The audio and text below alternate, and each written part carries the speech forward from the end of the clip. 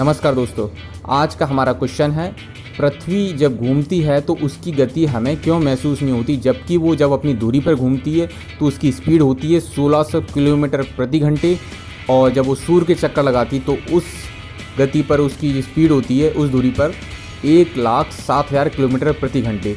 तो इतनी स्पीड होने पर भी हमें उसकी बिल्कुल भी गति महसूस क्यों नहीं होती। तो इस वीडियो में हम इस टॉपिक को पूरा डिटेल में जानेंगे, तो प्लीज़ वीडियो पूरा देखें।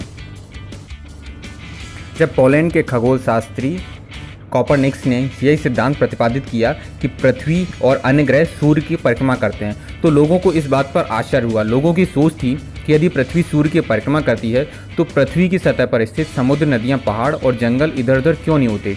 अब यह मान्यता अंतर्राष्ट्रीय स्तर पर स्वीकार कर ली गई है कि पृथ्वी दो तरह से गति करती है। यह सूर्य की परिक्रमा करती है, जिसे पूरा करने में इसे 364 दिन और 12 घंटे लगते हैं।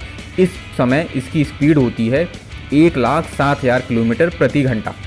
इस गति के कारण ही पृथ्वी पर मौसम परिवर्तन होता है। जब यह सूर्य के निकट होती है तो गर्मी अधिक हो जाती है, गर्मी का मौसम आता है, और जब सूर्य से चक्कर लगाती हुई दूर चली जाती है तो सर्दी का मौसम आता है।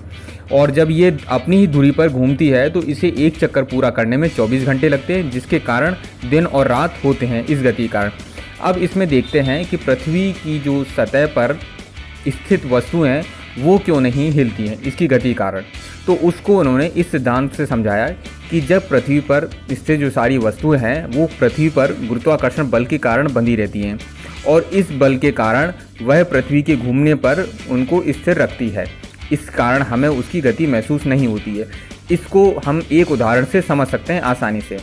जब किसी फुटबॉल पर चींटी को रखकर घुमाया जाता है तो फुटबॉल की जो गति है चींटी को महसूस नहीं होती है।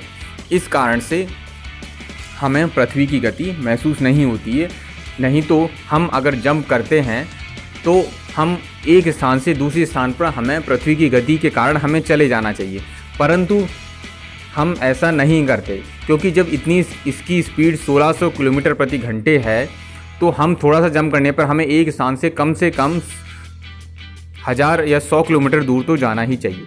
परंतु ऐसा नहीं होता, क्योंकि हम गुरुत्वाकर्षण बल के कारण हम जिस स्थान पर उछलते हैं, हम गुरुत्वाकर्षण के कारण पृथ्वी की दिशा में हम भी घूमते हैं, जिस कारण हम उछलने पर भी उसी स्थान पर गिरते हैं जहां से हम उछले थे।